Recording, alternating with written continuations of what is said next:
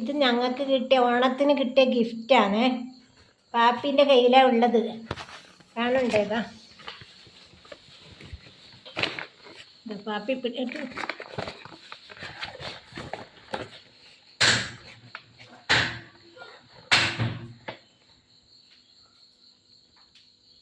NS transport. നമുക്കിതിൽ കഴിച്ചിട്ട് കാണാം കേട്ടോ. പാപ്പി എടുത്ത് കാണിച്ചു കൊടുക്ക് പാപ്പി. പാപ്പി പൊളിച്ച് കാണിക്കുന്ന പാപ്പി ഈ കിറ്റ് പൊളിച്ചുവേ.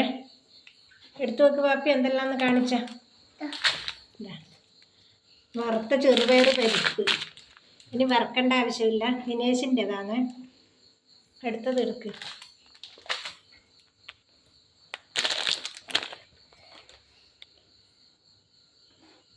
ഏലക്കായ, അണ്ടിപ്പരിപ്പ്, മുന്തിരി, തേങ്ങാപ്പാൽ. ഇതാ 2 പാക്കറ്റ് ഉണ്ട്.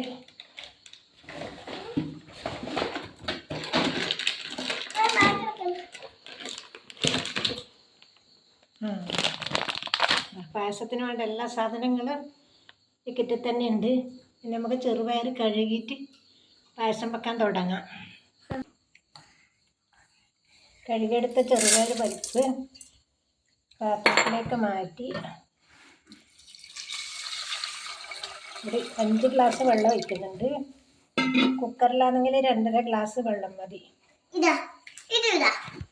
പ്രഥമൻ്റെ പരിപ്പ് തിളക്കുന്നുണ്ട്. ഇനി നമുക്ക് തീ കുറച്ചിട്ട് അടച്ച് വേവിക്കാം. ഇടയ്ക്ക് തുറന്ന് നോക്കിയാൽ മതി. 1.25 ഗ്ലാസ് വെള്ളം വെച്ചിട്ട് ശർക്കര പാനിയാക്കാൻ വെച്ചിട്ടുണ്ട്.